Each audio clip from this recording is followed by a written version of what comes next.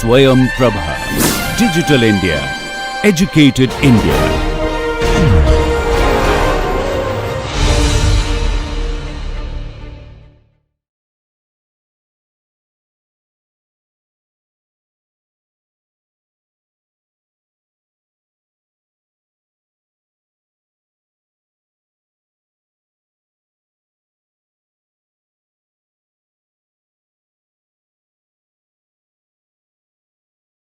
Good morning, good afternoon.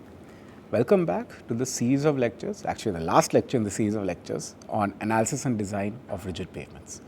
We've come a very long way during these lectures. This is lecture number 40 today, where we're going to talk about design of CRCP as per IRC 118. But we have learned a lot over time. Let me briefly remind you of what we've learned. Perhaps the most important lecture, although it doesn't seem like it, was actually in the very beginning, where we learned about the different types of pavements. In particular, we learned of two types of rigid pavements, JPCP and CRCP. So just as a reminder, JPCP, jointed plain concrete pavements. Jointed meaning it has joints, that is, it has some individual slabs which are separated by joints. Plain, the concrete is plain, the concrete does not contain any steel reinforcement. That's not to say there's no steel in JPCP. CP is, of course, concrete pavements. What happens is we have these individual slabs. Inside the slabs, we do not have any steel. We do, however, have steel in between slabs to enable load transfer. Sometimes we may not also. You could have some undoweled JPCP also. For highway applications, at least, it's more common to have these doweled type of applications. So this was called JPCP. The other type that we learned in module 1 was CRCP, continuously reinforced concrete pavements. So you want to compare the the first P in JPCP to the R in CRCP. Here the individual slabs are plain.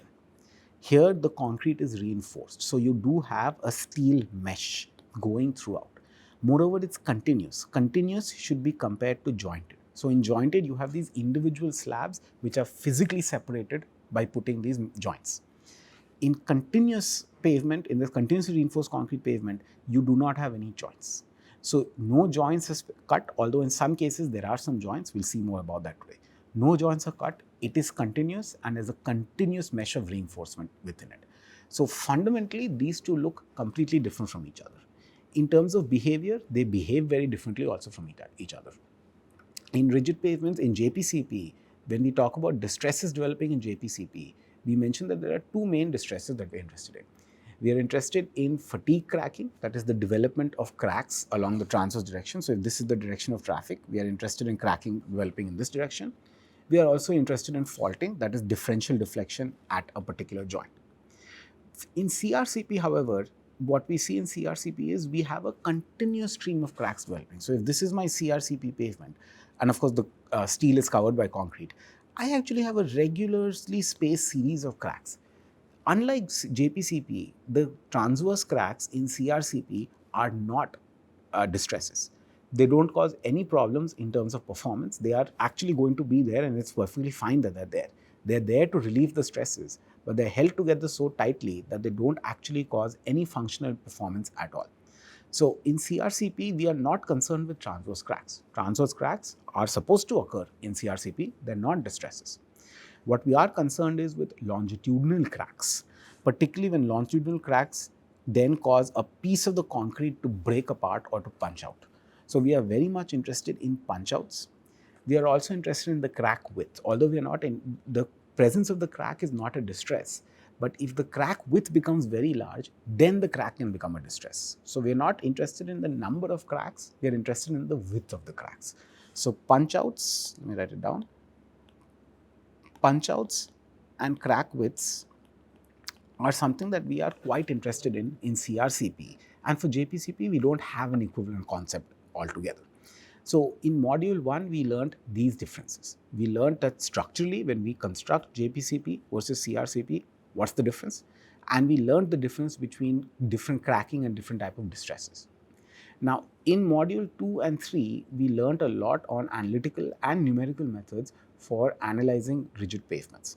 So there we looked at, for example, in the analytical methods, we looked at Westergaard's theory for analyzing slabs. We looked at Freiberg theory for analyzing the dowel bars between the slabs. Here, the two were analyzed separately. Slabs are analyzed on their own, dowel bars are analyzed on their own. When we came to, of course, one of the problems with these analytical solutions was that they make certain overarching assumptions which are too excessive. So one major assumption is the so-called infinite slab theory, that the slab sizes are very large compared to the load. We have talked about the fact that this can lead to a very significant overestimation of stresses and an underestimation of deflections. And so that's why gradually over time we have been moving towards numerical methods using the finite element method to analyze slabs as well as dowels. And the interesting thing of using the finite element method is that the slab and the dowel is now analyzed as a single system. We don't have two separate ways to, we don't analyze them separately from each other as we do in the analytical methods. We analyze them together using one uniform technique. So that is the procedure we have. That's what we learned in the numerical techniques. The advantage of the analytical techniques was they were relatively easy to do the calculations. You had a closed form solution, which, not to say they're easy solutions, they're actually fairly complicated, but nonetheless you didn't have any sophisticated mathematical requirements in order to analyze them. You basically had to do arithmetic and had to be very careful about it.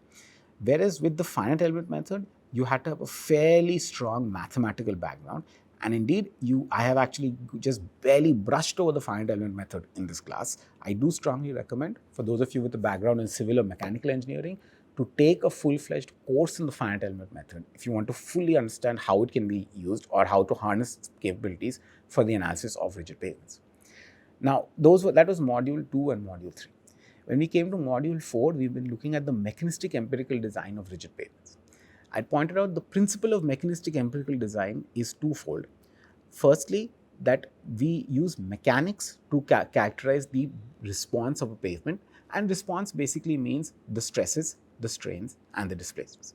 So we use solid mechanics effectively, what most of you might have studied in your earlier classes in your BTech. We use principles from solid mechanics to calculate these responses under a load, also taking climate considerations into account. Those are then combined with fatigue theory, so still within mechanics, but we combined with fatigue theory to calculate the fatigue damage. The Indian practice for design we saw is based on fatigue damage. So once the fatigue damage reaches a certain value, we say that the pavement has failed. And so design is the process of figuring out what is the thickness and materials that we can use in order to limit the fatigue damage to less than 1. We saw in IRC 58, which is the Indian Code of Practice for JPCP design, we saw an example of how to calculate the stresses using the stress prediction models that they've provided, which is basically a simple regression surrogate model developed on top of a finite element model. We saw how those equations can be used to calculate the fatigue damage for a variety of traffic conditions, for a variety of temperature or climate conditions. And then we saw that how to then iterate over that design. That is, we went through an example where we chose one design, we chose a particular thickness for the JPCP, and then we saw that the fatigue damage exceeded 1. And so we had to go back, we had to change the we had to change the thickness, find the fatigue damage, new fatigue damage, and see whether that's less than 1. So in mechanistic empirical design, we have an iterative procedure. Similarly, we learned in Ashton MEPDG, that is the Mechanistic Empirical Pavement Design Guide, we learned their approach to it, where again some sort of a surrogate model, in that case it happened to be 4 equivalent neural networks. Some sort of surrogate model is also used to calculate stresses using the finite element method, but there, instead of stopping the analysis at fatigue damage, they actually went ahead and calculated distresses in the pavement also. That was the E, or the empirical part of the design. So in the empirical part of the design, the fatigue damage, which is a purely mechanistic calculation, that was actually converted to a distress, cracking, faulting, etc., whatever we're interested in. That was converted into a distress. And then we see whether that distress exceeds a particular threshold or not. And the value of that threshold is a policy decision. For low volume roads, for local roads or relatively unimportant roads, maybe we're willing to tolerate higher distresses. For highways and expressways, we probably may not be willing to tolerate such a higher distress, and therefore we choose our design accordingly. So that was the overall principle. Of mechanistic empirical design. Now, one of the lectures we had previously towards the end of Ashton MEPDG was on CRCP design and analysis.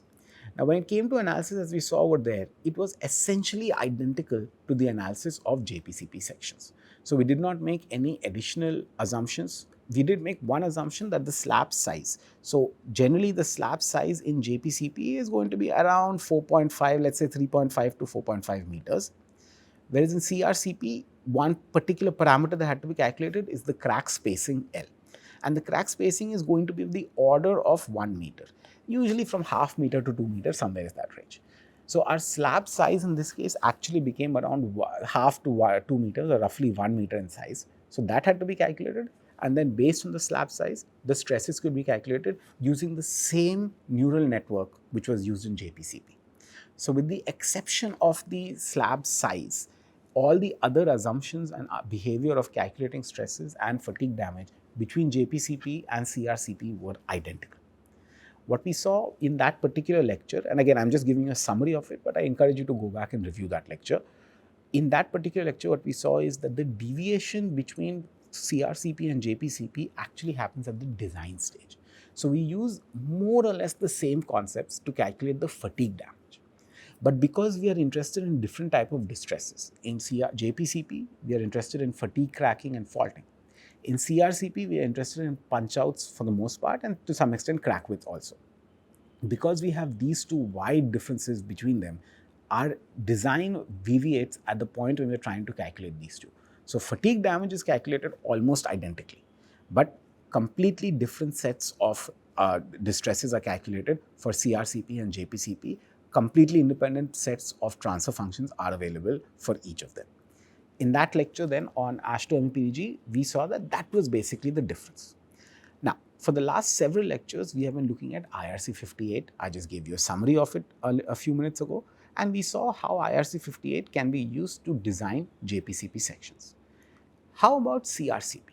Does IRC 58 use similar concepts as MEPDG? That is most of it identical to JPCP? As it turns out, indeed, it actually goes several steps beyond that also. So we will, in today's lecture, which is our concluding lecture for this entire series, we will look at the design of CRCP as per the Indian practice, and that is based on a code IRC 118. Note again, this is not a special publication. This is a legally enforceable code, and there are a couple of CRCP sections that have been built in India. They've been constructed using this code. Okay, so the objectives for today's lecture are as follows. I'm going to explain the Indian practice of designing CRCP. Again, that's based on IRC 118. I will then talk specifically about designing CRCP reinforcement. Now, this is something that is done completely differently in MEPDG versus in the IRC approach, and we'll see what the difference is between these two. And then finally, I'll give you a course summary of what we've learned and what are additional resources or additional learning that you can do if you want to get more specialized in pavement engineering. Okay, so just to recall, unlike JPCP, so when we tried to differentiate it between JPCP and CRCP, I pointed out the first two letters are basically critical. J is to be compared with C. So jointed versus continuous. In CRCP, we don't have joints. Actually, we do have joints, very few of them. I'll talk about it later in today's lecture. And then P, plain versus reinforced. So here we do not have steel inside the slab. We have steel connecting the slabs for load transfer purposes, and we may be able to avoid it also for certain low volume roads. But in CRCP, we have continuous mesh of steel. It is very expensive. So steel is much more expensive than concrete. In JPCP, we have steel, but we have a small amount of steel at the joints. In CRCP, we have a continuous amount of steel. Just throughout the entire length, we can have hundreds of kilometers of steel. That gets very, very expensive. So clearly, CRCP is very expensive as compared to JPCP. But as it turns out, as we had talked about back in module 1, if you have certain road sections which are A, which have a lot of volume of traffic, and B, which that volume of traffic tends to be very heavy traffic, that you have very heavy trucks which are moving and a large number of them, though in those situations, CRCP can give you very, very superior performance. In fact, probably the biggest advantage of CRCP is that if it's constructed properly, it requires almost no maintenance at all. Next to no maintenance will ever be required on CRCP if it's been constructed properly. Compare that to JPCP, where you do need some amount of maintenance. Maybe not every year, but maybe once in 5 years, once in 10 years, some amount of maintenance is required. Or you compare it to flexible pavements, where almost every year some amount of maintenance has to be performed. So although CRCP is much more expensive than JPCP or flexible pavements, it also ensures that you have, if constructed properly, you basically need no maintenance at all throughout the entire service life. So the life cycle cost, as we call it, so the initial cost plus the maintenance cost, that's what we call the life cycle cost. The life cycle cost of CRCP, particularly for very heavy volume roads, it can be quite competitive with JPCP and much better actually than flexible pavements, but again only in certain conditions. So a proper feasibility study has to be done before choosing what type of pavement to use. Anyway, so as I was saying, in CRCP, joints are not made at all. It is not jointed. But it is actually made at certain very long intervals for some very, very particular purposes, which we'll talk about in today's lecture. Also, we get a series of tight transverse cracks. So if I look at JPCP, so if I have JPCP, a series of slabs thus, and I start getting some transverse cracks, these cracks are distresses. I should not have them. Ideally, my slab should not have any cracks. The presence of these cracks is going to create some functional issues. That is, drivers will feel some amount of discomfort because of the cracks, and that's why they are called distresses. Whereas if you look at CRCP, no joints in CRCP, it's just continuous. So if you look at CRCP, they will actually develop a continuous series of cracks, but these cracks are very, very tightly held. When vehicles go over them, they will not be able to feel any movement or any type of jump between the cracks. And that's why we do not consider the transverse cracks in CRCP to be distresses, unlike the transverse cracks in JPCP, which are distresses. Instead, the main distress that we're interested in CRCP are punch-outs, which I had mentioned here. They're actually longitudinal cracks. The longitudinal cracks which then bridge two transverse cracks. And when they bridge two transverse cracks, this piece of concrete becomes free and it can literally just be punched out. It can literally just fly out under a load. And that can, of course, be dangerous as well as cause a lot of issues with functional performance of the pavement. So we are very much interested in punch-outs, and we would like to characterize punch-outs in terms of the number of punch-outs. So we need number of POs, I'm just going to write it for short, number of punch-outs per kilometer or per mile. So cracking we measure or we quantify as the number of slabs cracked for JPCP per kilometer, whereas or number of slabs cracked in a particular project, whereas punch-outs are characterized in terms of number of punch-outs per unit length of the project. Okay. One thing to understand in CRCP, and this is something I find, despite this being repeated many times, it's something which is not clearly understood in the pavement engineering community. That's why I'm just going to emphasize it again. The purpose of the steel in CRCP is to hold the crack tightly. That is, as I said over here, these transverse joints, these transverse cracks which are formed, they're no joints, the cracks. The transverse cracks which are formed, they are not distresses, because the crack width is so small that the vehicle does not experience any sort of jump or any sort of hit on them. And so it feels like a very smooth ride despite of the presence of these cracks. And the reason is because the crack widths are very, very small. The crack widths are small because of the steel. The steel holds the cracks together. It does not add any strength to the concrete. You want to compare this, for example, for structural engineering in RCC. In RCC, for those who've taken a structural engineering class, you may be aware that in RCC, if this is the neutral axis, then we assume that the compression side, so this is the compression side is being taken by the concrete. And then we assume that in the tension side, that the concrete has completely failed in tension. Again, this is how one philosophy of design works. Tension side, the concrete has completely failed, it has no tensile strength at all. And instead, the steel which is providing the tensile strength T. So the way we do the analysis for the RCC is that we assume that the steel is what provides the tensile strength and the concrete is what provides the compressive strength. This is not what we do for CRCP analysis. And this is why I'm emphasizing this again. Very, very common to confuse the two because they look the same. CRCP and RCC, they tend to just have, well, there's a lot of steel and there's concrete poured over the steel. So very common misnomer is that the two are essentially the same thing and the two behave the same from a mechanics perspective. They do not. In CRCP, the purpose of the steel is to simply hold the cracks together. No strength is provided by the steel.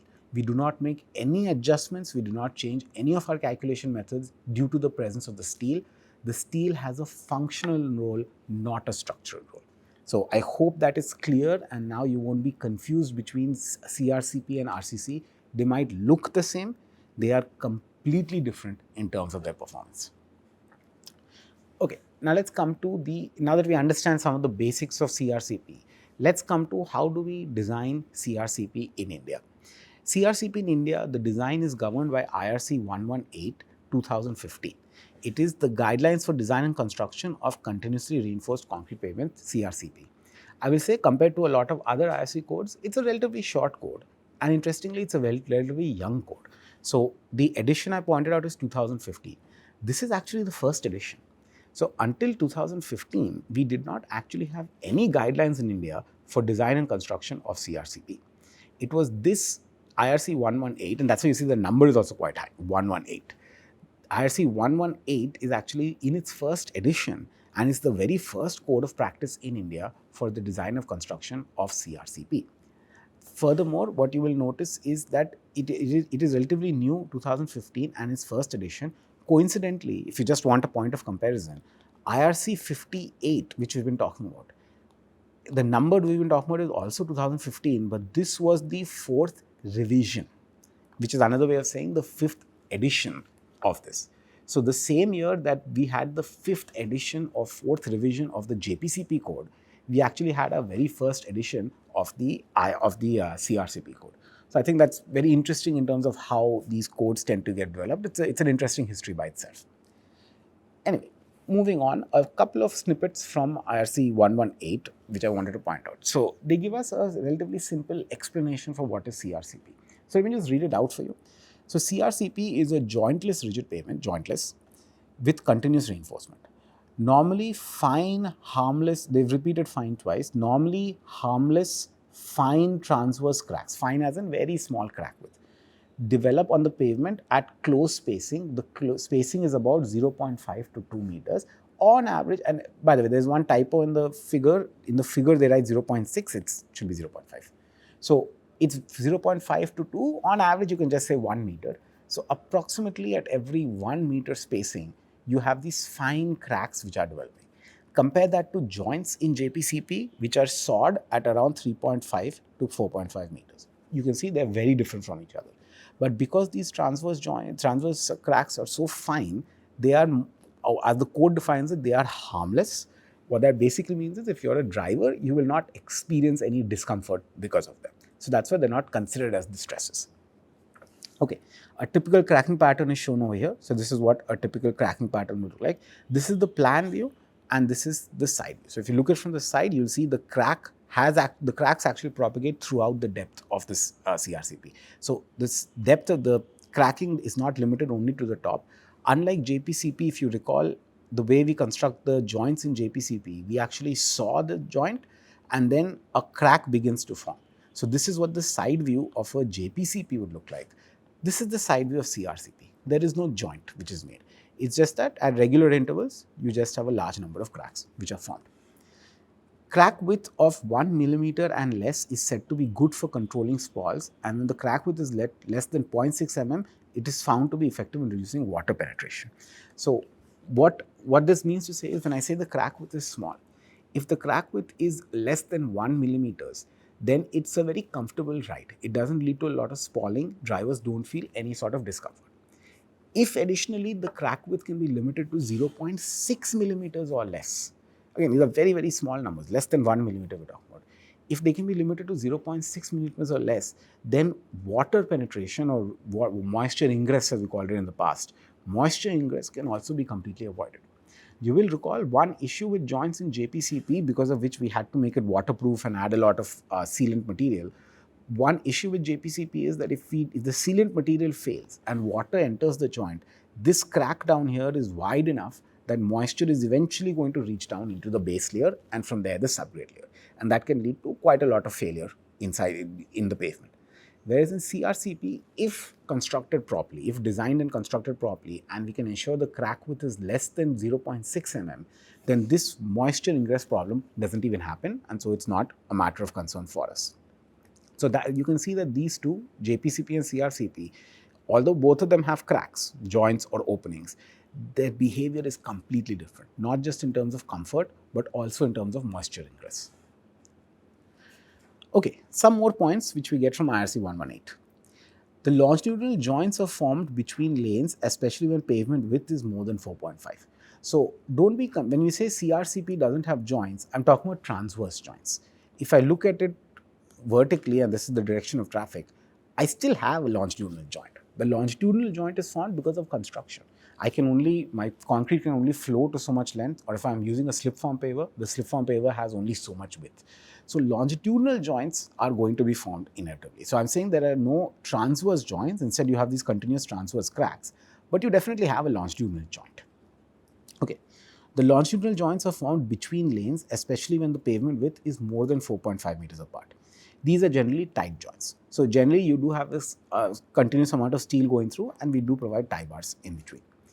In addition to providing transverse bars, additional bars are provided as tie bars at the longitudinal joint. So you do have this continuous reinforcement inside each of the slabs or each of the sides, and then you have tie bars to connect them only along the longitudinal joint. There is no transverse joint.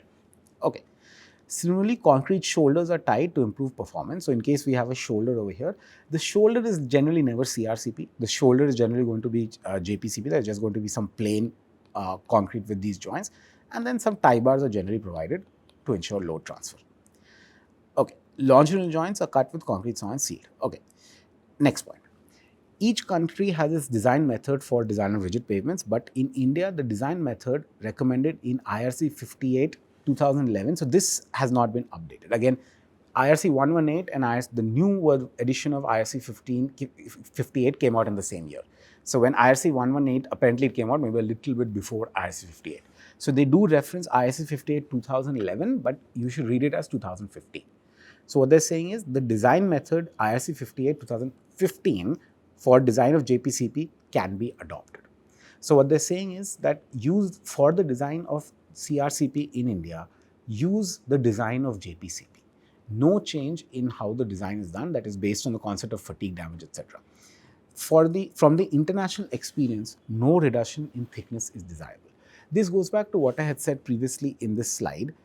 The presence of concrete, the presence of the steel does not change the strength of the material. Steel has a functional behavior, it doesn't have a structural role. And therefore, because the strength of the material is not changing, the loads are the same, we do not generally, based on international experience, we do not change the thickness. So it is fully possible that for the same amount of traffic, if you're designing a JPCP and a CRCP, they will both have the same thickness of concrete. However, there is one difference, and this is where I somewhat disagree with this code. In IRC 58, the width, the longitudinal width of the slab is 4.5 meters. Whereas in this case, the distance between the joints is actually roughly of the order of 1 meters. So what we see here is our slabs are actually much, much smaller in this case, and therefore our stresses will also be much smaller. Because of that, by virtue of the fact that the stresses of in the concrete are lower in CRCP, because I'm very deliberately not saying slab width because there are no slabs, but because of the spacing between the joints is 1 meters here and 4.5 meter between the slab and JPCP, CRCP will actually develop significantly lower stresses. Therefore, in that respect, it may be possible to reduce the thickness because the stresses are lower. But the international experience is that is generally not done. We generally ignore this fact that the width of the cracks, the gap between the cracks is much smaller, and we design it as though we're doing the same design for JPCP. Here is an example about what it looks like. So even in CRCP in particular, in fact, we never constructed on grade. Slab on grade is never done in CRCP for reasons which I'll talk about in a second. So generally, we will have a base layer, we will have a drainage layer. So the subsurface layers are there. The base layer, in fact, is typically a DLC or a CTB. So it's typically a dry lean concrete layer or a cement treated base layer. We'll talk about why in a second, but it's almost always the case. No bond breaker is required in between. On top of that, we construct the CRCP. The CRCP looks as follows. You've got steel in the longitudinal direction, and then you've got steel in the longitudinal direction. This is called longitudinal reinforcement. Sometimes it is also called primary reinforcement. And then you have steel in the transverse direction also. So for example, if I draw a plan view and this is the direction of traffic, this steel is what we would call longitudinal steel or primary reinforcement. And this steel in the transverse direction can be called transverse steel, or sometimes we also call it secondary reinforcement. So you do have both primary and secondary reinforcement. Let's see what the guidelines say about how to design for the steel. The percentage of longitudinal steel reinforcement from international experience is generally 0.65 to 0.8% of the cross-sectional area. So similar to RCC design, and again, I'm assuming most of you are civil engineering students and you've taken a class on RCC design. If not, the discussion might seem a little unfamiliar to you, but just follow along with me. So similar to RCC design, we express steel in terms of percentage of the total area. And then what we do is, in order to calculate what the appropriate amount of steel is, we then look at what available diameters are available in the market, and then we do a design accordingly. So generally, it has been found that the percentage of steel in the cross section for longitudinal steel, we haven't come to the transverse reinforcement yet. For the longitudinal reinforcement, the fraction of the steel should be around 0.6 to 0.8%. As a matter of fact, it is stated that there is no requirement of transverse bars.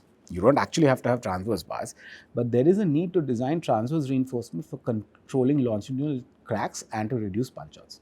The pavement is to be textured similarly. So one question you can have is, we understand what is the purpose of longitudinal steel. The longitudinal steel is to hold the cracks together. What is the purpose of the transverse or the secondary steel in that case?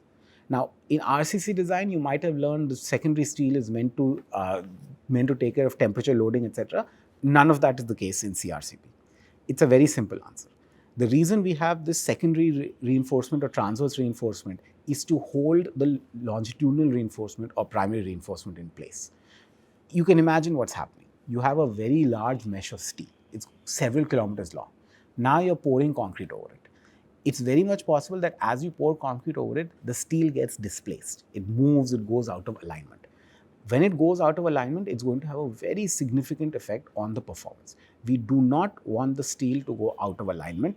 We want the steel mesh to be more or less rigid as we pour concrete over it. For that purpose, the longitudinal steel, we put the transverse steel around the longitudinal steel just to tie the longitudinal steel together and make sure that individual bars are not able to freely move around.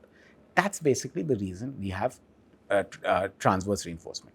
So transverse reinforcement does not help, and by the way, there's a typo over here. It's written here, there is no requirement for transverse, there's need to design transverse reinforcement, this should be longitudinal reinforcement.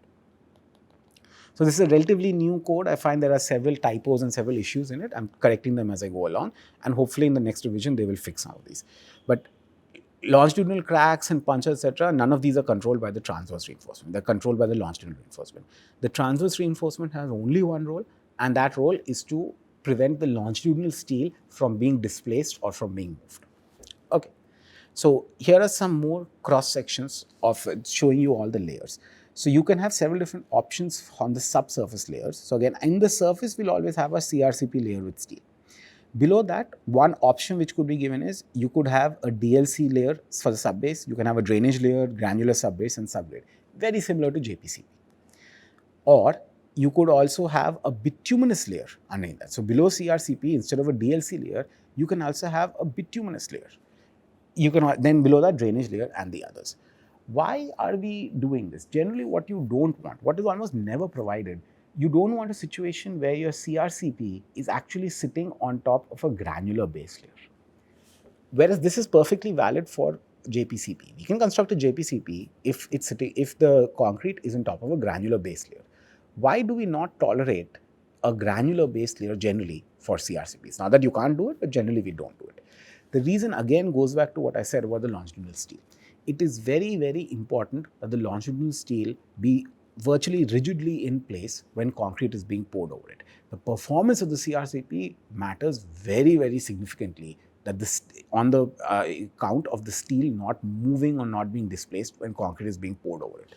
Now, you can imagine the way steel is usually done. I think I have a photo of it. Yeah. The way steel is usually placed is by using these so-called chairs. So we have a base layer, and then we usually put some chairs. They are just little, rather flimsy looking steel structures. They're called chairs. They're very small, they're very thin and lightweight.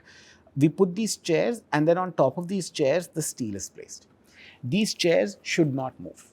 If the chairs move, the steel is going to move. So generally, we want the chairs to be sitting on a very, very stable platform. Many cases, we would like to nail these chairs into the base as well. That is not possible if the base layer is granular. If the base layer is granular, the chairs might move around as concrete is being poured over the steel mesh. That is completely unacceptable for CRCP. It will significantly affect the performance of CRCP. And that is why we generally use some type of a treated base so that we can nail the chairs, or at least we make sure the chairs have a stable platform on which such that they will not move. So that is the basic reason why almost always we have either a DLC layer or some type of a bituminous layer or a cement treated layer, but a stabilized base is crucial in CRCP. Again, it does not have too much of a role to play in load transfer. It is there to provide a stable platform for construction, and because of the presence of steel and the chairs, it is more important that the platform is very, very stable for CRCP. In JPCP also we desire a stable platform, but because there is no steel reinforcement, it's not crucial that it be very, very stable. You can have a granular base, it can be a little bit unstable here and there, as long as the construction equipment can drive on it, it's acceptable. But for CRCP, the steel should not move, and therefore we must almost always have some type of a treated base layer. Okay, so that's basically about CRCP construction. So you can see it is quite different. So although the code says that you can basically use IRC 58 for design, first of all, we see the construction is very different from design, significantly different, also significantly more expensive. In terms of the design itself, I had pointed out that technically the design can vary, because after all, the gap, the spacing between the joints is much lower than what is the width of a JPCP slab.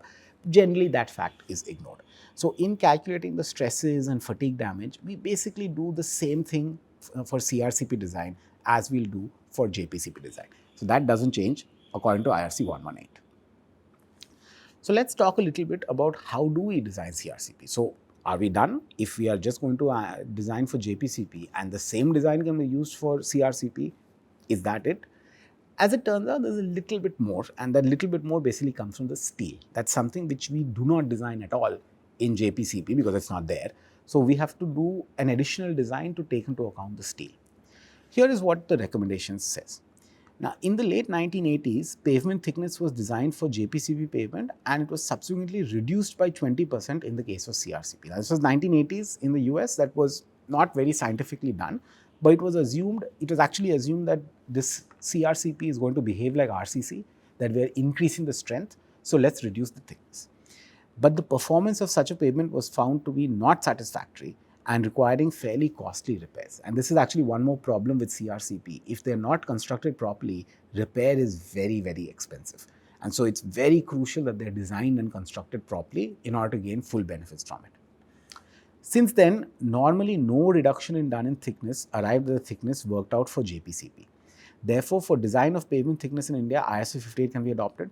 An extra thickness, in fact, so they're actually suggesting increase in the thickness. An extra thickness of 10 to 15 mm may be provided to compensate for wear and tear and also depth of texture. So 10 to 15, a little bit more may be provided because it's again being designed, generally CRCP will be designed for 50 years, not 30 years. So for a 50-year design, there will be some amount of wear and tear which happens over time. So a little bit more as a wearing course could be provided. Thickness in the range of 250 to 300 mm is generally found to be satisfactory depending on present traffic volume. This was again in 2015, but the full design has to be done. And as traffic volumes increase in the future, as we have more highways and expressways, this last statement might not actually be valid. Okay. So as I've pointed out, when it comes to CRCP design, the concrete as such, so the steel is not going to affect the strength of the concrete. So we design the concrete as though it was plain, and that we can follow based on IRC 58. But what about the steel? One thing you may recall from our discussion in MEPDG, how MEPDG defines CRCP or designs CRCP. There also it's very similar to JPCP, but what we found was one very, very important parameter was the depth of the steel. It was very, very important in MEPDG to understand the depth of the steel.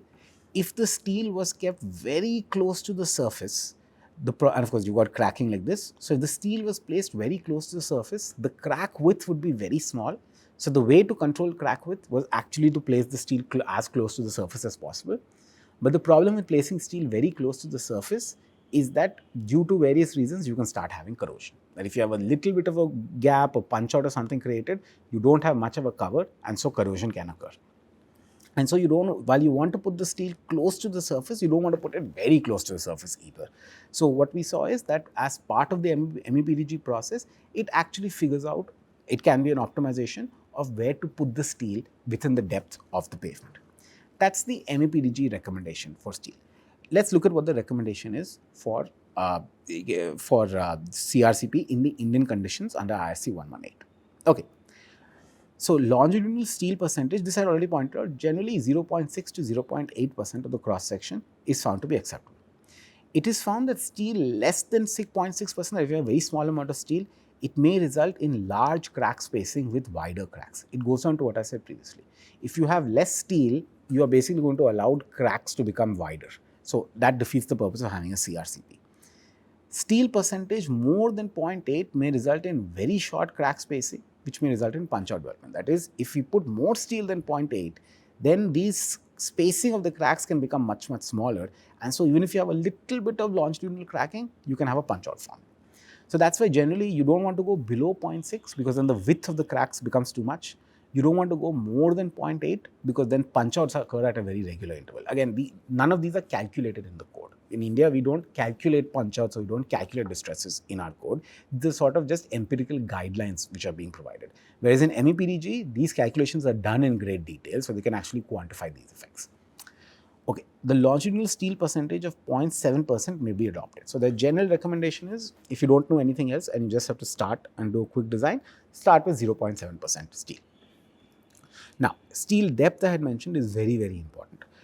In the MEPDG, the steel depth is a parameter. You can actually calculate the crack width based on the steel depth. So it goes into the design as a term that has to, as a parameter that has to be optimized. Whereas IRC 118 says the steel placed at the depth of 100 to 115 mm from the top of the slab, if the slab is 250 to 300 mm thick, and it's 0.7% of steel, is found to be resulting in minimum punch-outs in some study. Well, they looked at one study and said that. So what their basic recommendation is, the steel should be placed at a depth of about 1/3 of the slab. That is reasonable. So 0.7% steel placed at a depth of roughly h/3. So over here, h/3. This is what the recommendations of this are. I don't think it's based on enough studies as of now. I think more needs to be done, and we need, of course, we need to collect more data as well. But since this is the first edition, it's going to be a very rough sort of work. It's just based on a lot of studies that were conducted previously without enough experience really in India. But that's what they recommend in terms of steel. So you design the concrete based on IRC 58, assume it's plain, and just go with whatever the procedure developed in IRC 58. For designing the steel, we assume that the steel percentage is 0.7% of the cross section, and then the depth is around h/3. Generally, that is sufficient. All right.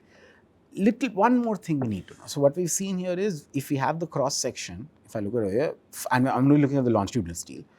The longitudinal reinforcement, we've seen what the cross section area is. So we know this AS, or rather it's written as PS, is around 0.7%. That's what the code says we should use.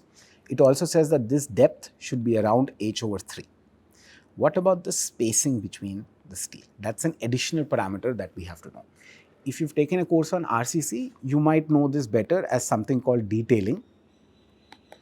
The same terminology is not really used in CRCP. Generally, we just provide a particular number. It's not done in as sophisticated a way as RCC. And in any case, the behavior of steel or the purpose of having steel is completely different between RCC and CRCP. Okay, so what are the guidelines for spacing of the longitudinal reinforcement? The clear spacing between, by the way, clear spacing, I hope you remember, is basically, it's not the center to center spacing, it's the face to face spacing. So the clear spacing between the two adjacent bars should be at least equal to 3 times the dimension of the coarsest aggregate used for the concrete mix design. So if this is a longitudinal bar and this is a longitudinal bar, what it says is that the minimum spacing between them is actually based on the mix design.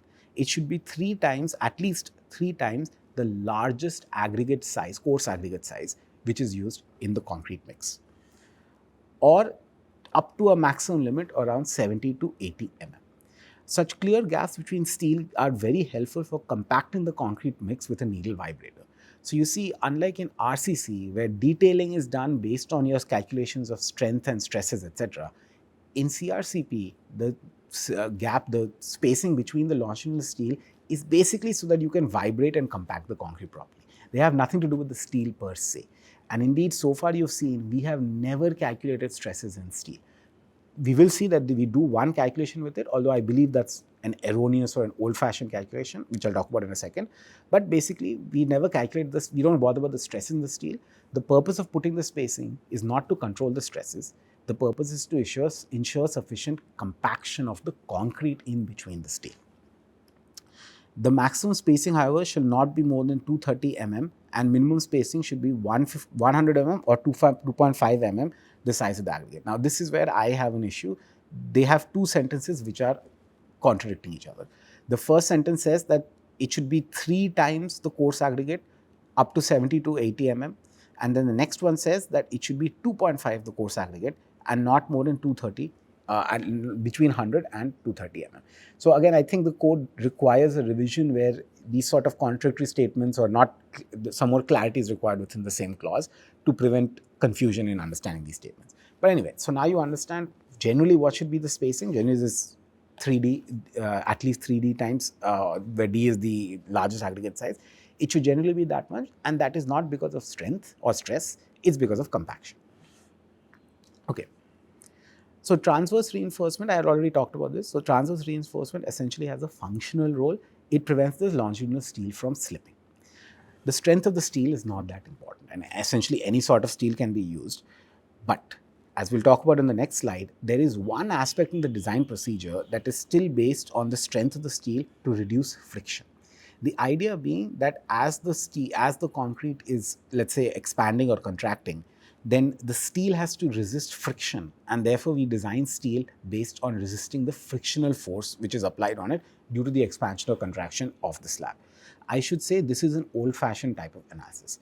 The actual mechanism of this happening is rarely engaged. Rarely does the steel ever need to counteract these sort of stresses. And so although the code specifies it, and I'm going to quickly run you through how it does it, it is not necessary to do it. In general, the strength of the steel is not important. But let's see how the code recommends that we take this into account anyway. So if we calculate the percentage of the transverse steel, again we're talking about transverse steel. So this is the longitudinal direction. We have this steel. We saw all the calculations for how to do this. Now, if we have the transverse steel, technically the transverse steel has only a functional role. The strength does not matter. But the code says that in case the slab is expanding or contracting, then the transverse steel may have to resist friction. In practice, it doesn't happen. But it may have to resist friction, and so consequently, we have to do a design on it to see if it's resisting that friction. Without going into a lot of complication, this is the formula which is suggested. The percentage of transverse steel, again, longitudinal steel is 0.7%. This is transverse steel. The percentage of transverse steel is given by gamma C WSF by 2Fs. This is a typo here, 2 into Fs into 100. Where PT is the percentage of transverse steel. Gamma C is the unit weight of concrete. We saw this previously, roughly 2400 kilonewton per cubic meter. WS is the width of the pavement, so it's this WS over here. F is the allowable working stress in the steel, that's generally 75% yield strength. So this is actually using the working stress principle. This is not a structural engineering class, but you may know that working stress is a particular type of philosophy of design which was used. It's still used in steel, but the modern design is actually the limit state, the LRFD theory, or limit state design. So this is really an old-fashioned analysis. Even the working stress principle is not really used that widely anymore. Yet the code requires us to use it for transverse steel, and even this mechanism of friction is not even engaged or rarely ever engaged. So it's really an old-fashioned analysis, is strictly speaking not necessary. Anyway, going on with it, what we have is F. This should be a lowercase f, by the way. Fs is here. This F is actually a friction factor, which I'll show in a second. The friction coefficient is over here.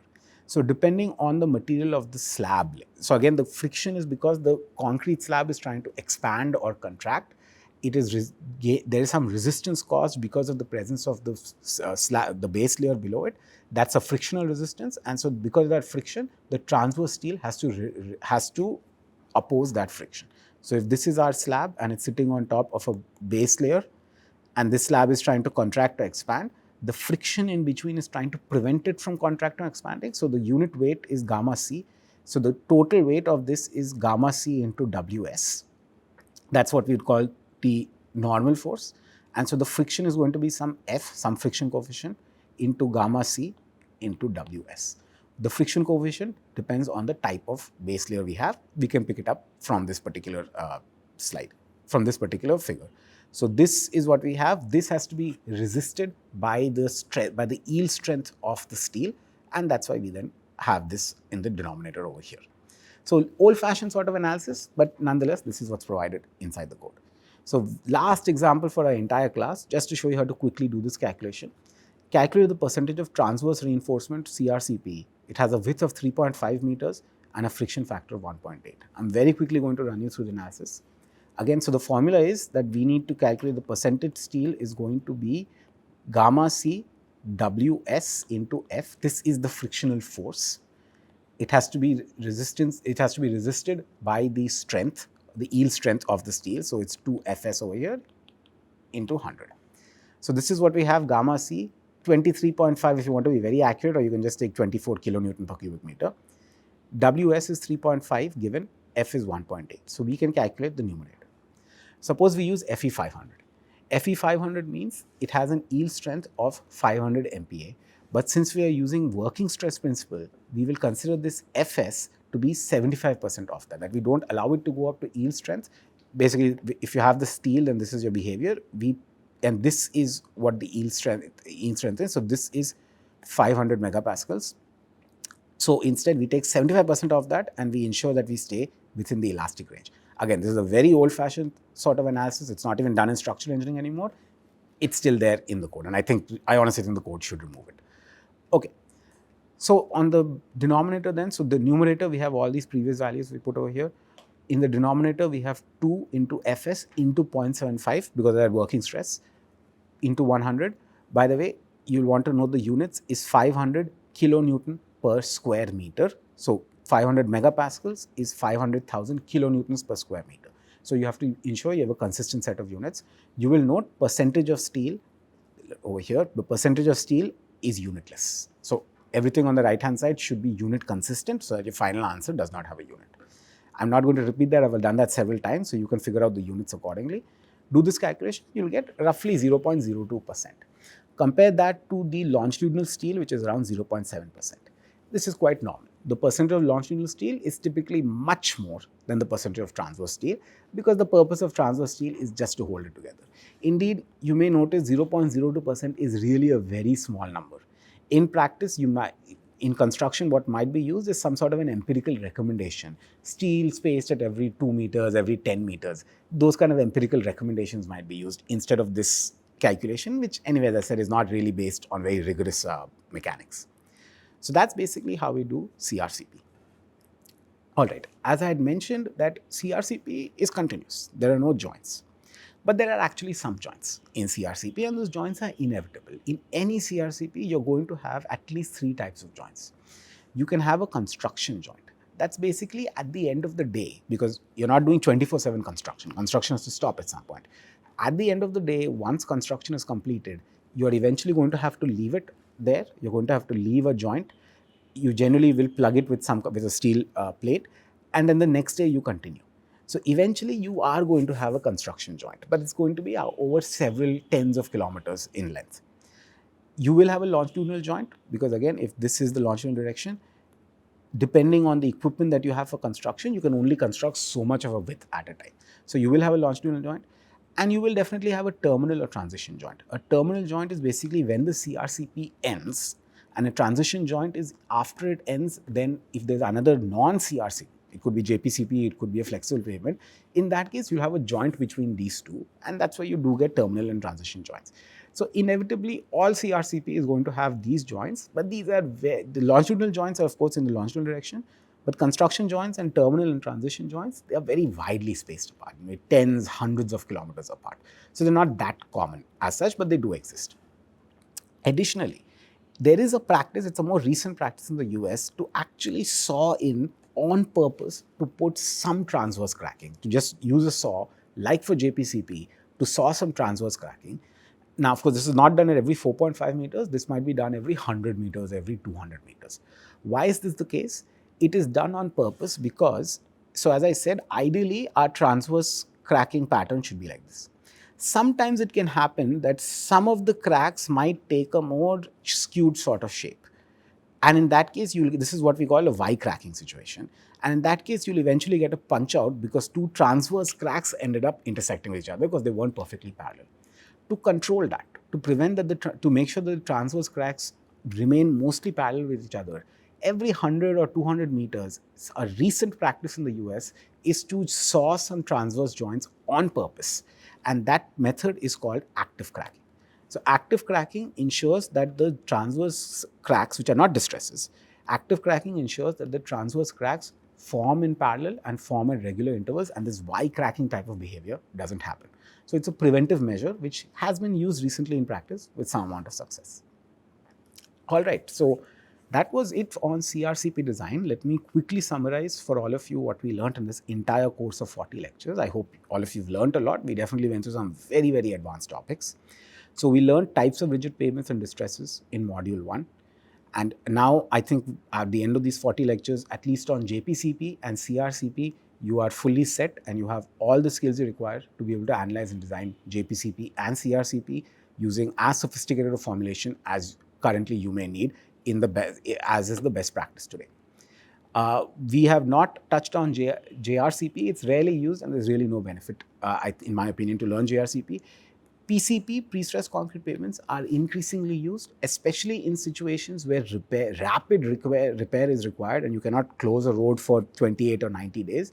In such a situation, PCP is a good technique. A very simple and common example of this is runways. So runways have to be repaired. Basically, you have to shut down the runway for a few hours overnight and the entire construction will be completed in the night. You cannot stop airlines from flying in. It can cause quite a lot of havoc to an aviation system if an airport shuts down. So PCP is one case where it might be very beneficial to use for runways. And so right now, if you want to take a course on PCP, pre-stressed and pre-tensioning and how it's done, etc., I think it's best done in structural engineering as of now. I'm not aware of a good course in pavement engineering which can help you with this. Structural engineering is probably your best bet as of now. Module 2, we learned the analysis of rigid pavements using classical methods. There are even more classical methods. There are many sophisticated methods to do it. So it's not that it's unused right now, but what's really used in practice, the state of the art today, is what we learned in module 3. That is the analysis of pavements using numerical methods. As I said, I just gave you a very, very brief overview of the finite element method and how it can be used, not just for an individual element, the MCZ element, but how it can be connected to beam elements. And I talked about a global stiffness matrix, etc. It's not possible to teach everything in one class, in particular since the course is on rigid pavements. So I strongly recommend that if you wanted to take a class after this and you haven't already taken a class in finite element method, I strongly recommend take a class in FEM. It will really help you understand the analysis of rigid pavements. And then module 4 was on the ME design of rigid pavements. In particular, we started with the philosophy of mechanistic empirical design. We went into great detail on AASHTO pavement ME or the MEPDG, and then we looked at a large number of IRC recommendations on how it's done in India. If you want to know more on this, there's lots more, particularly on AASHTO pavement ME and generally ME design. Please just Google NCHRP 137A. I kept pointing out this particular reference in the lectures on MEPDG. It's thousands of pages of really excellent information on how a mechanistic empirical design may be performed. It's not necessarily that everything has to be done everywhere, but it's probably the best resource, the most exhaustive resource today on mechanistic empirical design. By the way, it's also there for flexible pavement. So if you want more details on flexible pavement ME design, NCHRP 137A is also a great resource. So it's free to download the entire report. It's a fairly big zip file because it's just thousands of pages. So you may want to download it to gain a wealth of more knowledge. Besides that, what I recommend, as I said right in the beginning, if you haven't taken, right in the beginning of the first lecture, if you haven't taken a course on design of flexible pavements, I do recommend you take that. You should know both flexible pavements and rigid pavements. If you have, I recommend 2 more courses after this course. I recommend you take a course on pavement maintenance and pavement rehabilitation. In this course, basically, we learned how to design a new pavement, But once you have a new pavement and it's not performing properly or some repairs and maintenance have to be done, it's quite a fascinating area by itself to study that. So you may want to look for a course on pavement rehabilitation and pavement maintenance.